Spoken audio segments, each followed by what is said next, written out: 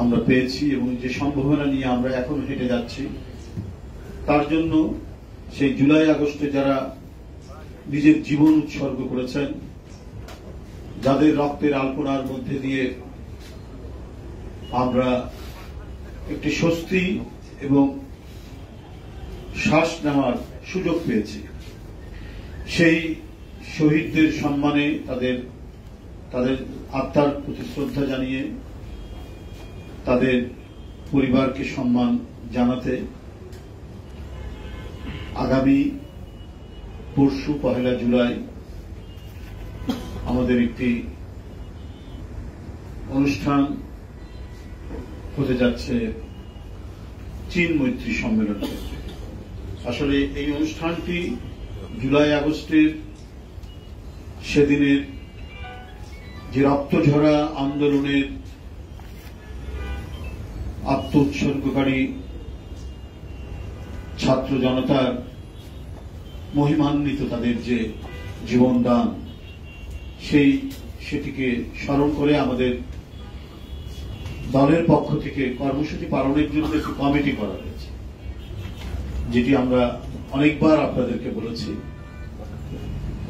July August গণ অভ্যুত্থান শোক ও বিজয়ের বর্ষপূর্তি পালন কমিটি, সেই কমিটির যে উপকমিটিগুলো গঠন করা হয়েছিল, সেই উপকমিটির নেতৃবৃন্দ আজকে এখানে উপস্থিত হয়ে তারা নিজ নিজ উপকমিটি নিয়ে এখানে বৈঠক করেছেন। বিশেষ করে আগামী পরশু দিনের মূলত জুলাই আগস্ট এই বর্ষপূর্তির প্রথম এবং প্রধান একটি অনুষ্ঠান, যেখানে শহীদ পরিবারের সদস্যরা উপস্থিত থাকবেন, কিছু গুম খুনের পরিবারও উপস্থিত থাকবেন এবং তাদেরকে সম্মান জানাতে বিএনপি সমমনা রাজনৈতিক দলগুলোর নেতৃবৃন্দকেও সেখানে আমন্ত্রণ জানিয়েছেন। দেশের বুদ্ধিজীবীদের মধ্যে অনেকে উপস্থিত থাকবেন এবং সমাজের নানা শ্রেণী পেশার মানুষ তারাও যতটা সম্ভব উপস্থিত থাকবেন, কিন্তু মূল উপস্থিতি হচ্ছে শহীদ পরিবার এবং যারা আত্মদানকারী পরিবার সমূহের সদস্যরা উপস্থিত থাকবেন। আপনারা জানেন আমরা এই নিয়ে বিভিন্ন ধরনের কার্যক্রম আমরা চালিয়ে আসছি। কার্যক্রমের মধ্যে বিশেষ করে যে স্থানটিতে এই অনুষ্ঠানটি হবে, সেই অনুষ্ঠানটিতে আমরা ইতিমধ্যে পরিদর্শন করেছি। গতকাল আমরা সেখানে গেছি এবং কিভাবে সেটাকে সুশৃঙ্খল এবং অত্যন্ত সংহত একটি অনুষ্ঠান করা যায়, ভাবগম্ভীর একটি অনুষ্ঠান করা যায়, সেটা পর্যবেক্ষণ করেছি এবং আমাদের যারা নিরন্তর এবং সার্বক্ষণিক কাজ করছেন তাদেরকে আমরা সেইভাবে তাদের সাথে আলোচনা করেছি এবং প্রয়োজনীয় আলাপ আলোচনার পরে তাদের যে সিদ্ধান্তগুলো কার্যকর করা দরকার সেগুলো নিয়েও সেখানে আলোচনা হয়েছে। সাংবাদিক বন্ধুরা, অনুষ্ঠানে উপস্থিত থাকবেন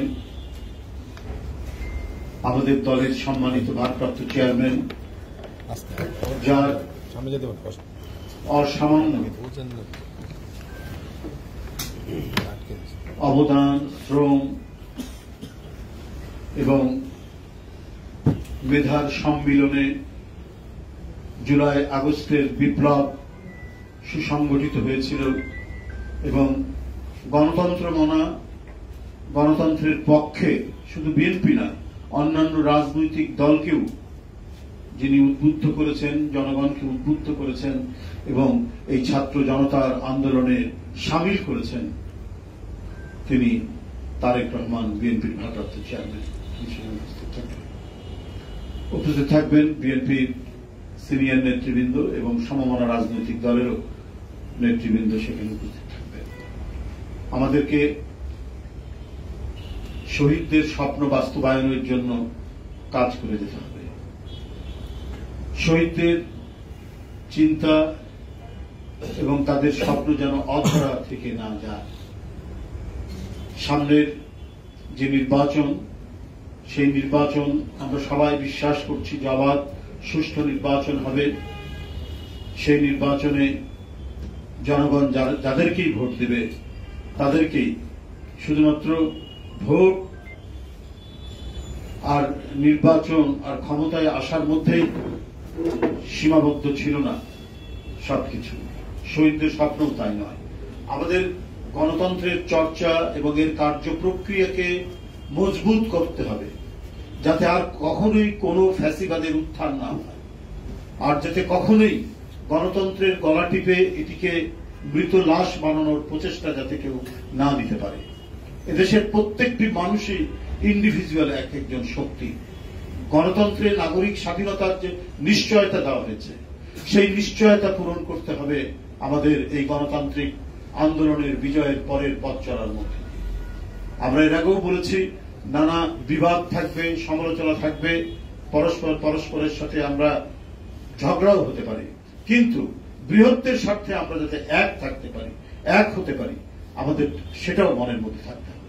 আমাদের একদিকে রাষ্ট্রীয় স্বাধীনতা, সার্বভৌমত্ব সুরক্ষা এবং বহুদলীয় গণতন্ত্রের পথ চলা, এই দুটার সম্মিলনেই বাংলাদেশের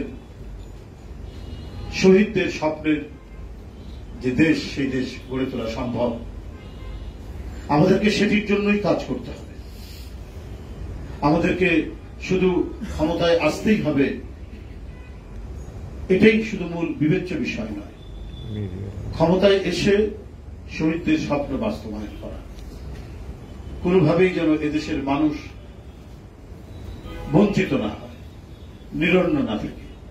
আমি এর আগেও বলেছি, আজকে দেখুন ঈদের পরে মোটা চালের দাম বাড়ছে 5 থেকে 6 টাকা, সরু চালের দাম সেটাও বাড়ছে 72 থেকে 75 টাকা কেজি, 50 থেকে 60 টাকা কেজি মোটা চাল। তো এটা তো যদি এরকমই চলে, কারণ আমরা জানতে পারছি যে মিল মালিকরা, তারা চালের মিলের মালিকরা, চালের কলের মালিকরা, তারা নাকি মিল বন্ধ রেখেছে বা মিল বন্ধ করেছে, এটা আসছে না। তো মানুষের যে প্রধান খাদ্যদ্রব্য সেটা হলো চাল। তো সেটা যদি সাধারণ মানুষ, নিম্ন আয়ের মানুষ, মধ্যম আয়ের মানুষের সাধ্যের বাইরে চলে যায়, তাদের ক্রয় ক্ষমতার বাইরে চলে যায়, তাহলে তো শহীদদের স্বপ্ন বাস্তবায়ন হবে না। আমাদেরকে গরিব মানুষ থেকে শুরু করে প্রত্যেকটি শ্রেণী পেশার মানুষ যাতে কোন রকমে 3 বেলা খেতে পারে, সেই ব্যবস্থা তো নিশ্চিত করতে হবে। আজকে অর্থনীতির স্থবিরতা কথা সবাই বলছেন, অর্থনীতিবিদরা। এখানে বিভিন্ন নিত্য প্রয়োজনীয় জিনিসের দাম বাড়ছে, যদিও অনেক কিছু শক্ত ভূমিকা পদক্ষেপের কারণে মূল্যস্ফীতি কিছুটা কমেছে, কিন্তু বিনিয়োগ তো হচ্ছে না। আর বিনিয়োগ না হওয়ার কারণে কোনো কর্মসংস্থান নেই। কর্মসংস্থান একরকম আটকে গেছে। যে মানুষ যদি বেকার থাকে, মানুষ যদি তার প্রয়োজনীয় খাবার কিনতে না পারে, তার জীবন ধারণের ন্যূনতম উপায়টা যদি সে অর্জন করতে না পারে, উপার্জন করতে না পারে, তাহলে তো একটা বড় ধরনের ধস নামবে এবং সেই পলাতক ফ্যাসিবাদরা হাততালি দেবে। তো সুতরাং আমাদেরকে সামগ্রিক দেশ, জাতি এবং তাদের বেঁচে থাকা, তাদের জীবনযাপন এবং একটি উন্নততর সুখী বাংলাদেশ গড়ে তোলার জন্য আমাদের প্রচেষ্টা নিতে হবে। এটাই হচ্ছে জুলাই আগস্টের শহীদদের মূল প্রেরণা। এটা যেন আর লুটেরাদের খপ্পরে না পড়ে, এটা যেন টাকা পাচারকারীদের খপ্পরে না পড়ে, যারা ব্যাংক শূন্য করে দিয়েছে, লোপাট করেছে, তাদের খপ্পরে আর না পড়ে। এটা যাতে তৎকালীন ক্ষমতাসীনরা তাদের পরিবার, পরিজন, ঘনিষ্ঠজনদের জন্য টাকা পাচার করে তারা সুখে শান্তিতে থাকার যে প্রচেষ্টা নিয়েছে প্রজন্মের পর প্রজন্ম ধরে, সেই ধরনের বাংলাদেশ যেন আর কখনোই ফিরে না আসে, সেই প্রচেষ্টা আমাদের থাকতে হবে, সেই প্রয়াস আমাদেরকে নিতে হবে। এই দেশবাসীর, এই দেশ এই জনগণের স্বার্থকে সর্বোচ্চ অগ্রাধিকার দিয়েই আমাদেরকে কাজ করে যেতে হবে। এই জন্য যে কোনো বিষয়ে যতই বাধানুবাদ থাকুক, বোন অফ কন্টেনশন যাই থাক, আমাদেরকে কাজ করতে হবে একটা পর্যায়ে এসে জাতীয় স্বার্থে সবাইকে এক থাকতে হবে। যাই হোক, আমি আপনাদের সামনে আবারও আমাদের প্রস্তুতির কথা জানিয়েছি, যাতে আগামী পরশুদিন থেকে আমাদের যে কর্মসূচি শুরু হবে তার কর্মসূচির প্রথম যে অংশটি, প্রথম দিনের যে কর্মসূচিটি, সেটি আপনাদের কাছে অবহিত করলাম। এবং জাতীয়তাবাদী ছাত্রদল আগামীকাল দিবাগত রাতে 12:01 শহীদ মিনারে তারা মোমবাতি প্রজ্বলন করবেন। শহীদদের স্মরণে তারা মোমবাতি প্রজ্বলন করবেন। এখানে তারা আমাদের অনেকেই এখানে আমন্ত্রণ জানিয়েছেন, আমরাও সেখানে থাকবো। আগামীকালকে এই শুরু হবে আমাদের কর্মসূচি।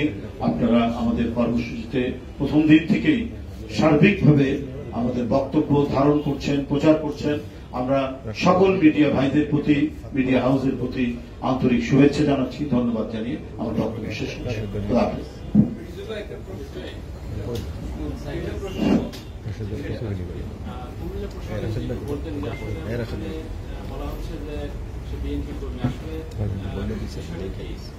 কে বলুন তার একটা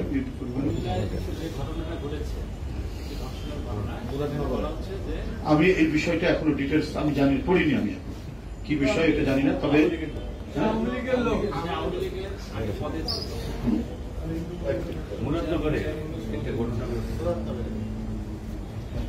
আচ্ছা, দেখুন, এই দোসররা তো বিভিন্ন জায়গায় অবস্থান নিয়ে আছে, তাদের কাছে প্রচুর টাকা আছে, এবং এই টাকা দিয়ে মানে বর্তমান সরকার এবং গণতন্ত্রের পক্ষের রাজনৈতিক দলগুলোকে কালিমালিপ্ত করার জন্য তাদের যে প্রচেষ্টা, সেই প্রচেষ্টা তারা অব্যাহত রেখেছে। আমি মনে করি এই যে আমি যতটুকু পড়লাম এখনই, তাতে ওইটারই প্রতিফলন বলে আমার মনে হচ্ছে।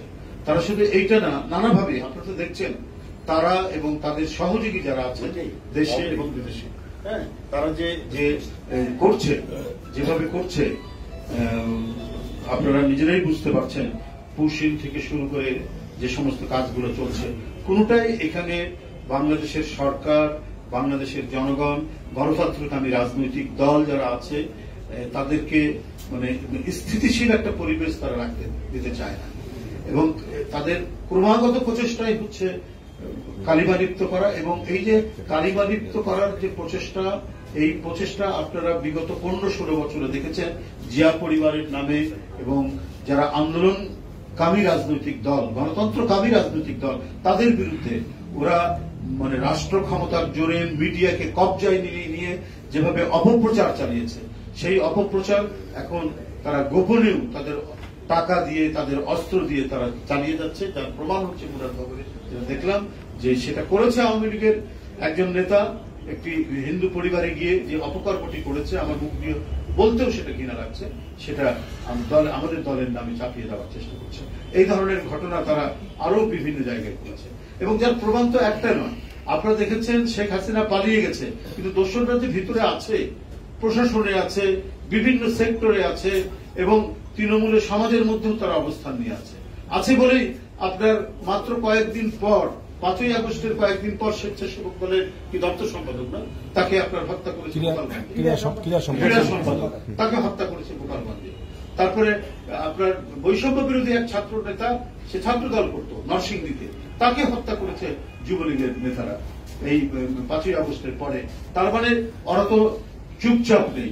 এবং একজন নামকরা আর্টিস্ট, ঢাকা বিশ্ববিদ্যালয় আর্ট ইনস্টিটিউটে, আমি ওর বাসায় গেছি মানিকগঞ্জে, সেই মানিকগঞ্জে তার বাড়ি পুড়িয়ে দিয়েছে।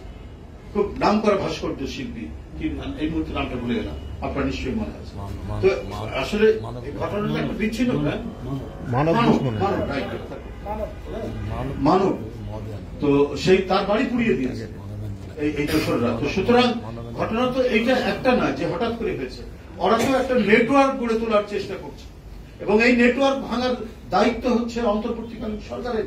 আমরা বারবার বলেছি আমাদের দলের নেতৃবৃন্দ এবং অন্যান্য গণতন্ত্রকামী রাজনৈতিক দল প্রতিনিয়ত প্রতি মুহূর্তে আপনার এই কথা বলেছেন যে প্রশাসনের মধ্যে নানা জায়গায় দোষররা আছে, আপনারা দোষরদেরকে গ্রেপ্তার করুন, আইনের আওতায় নিয়ে আসুন, নিয়ে এসে তাদের বিচার করুন। কিন্তু সেটা না করার কারণে, সেটা মানে ধীরগতি হওয়ার কারণে আজকে তারা সাহস পাচ্ছে এবং এই ধরনের একটা জঘন্য অপকর্মে তারা মেতে উঠেছে এবং তারা এই ধরনের মানে জঘন্য অপরাধ করে সেটা আবার চাপিয়ে দেওয়ার মতো দুঃসাহস দেখাচ্ছে।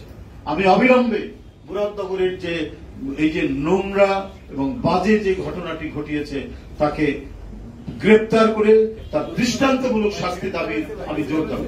গ্রেপ্তার হয়েছে ও তাহলে ওর এখন বিচার করে তার দৃষ্টান্তমূলক শাস্তি দিতে হবে এবং দিয়ে জনগণকে দেখাতে হবে যে এই সরকার যথাযথভাবে কাজ করছে। ধন্যবাদ। আচ্ছা ঠিক আছে, এই আমরা করলাম। ধন্যবাদ।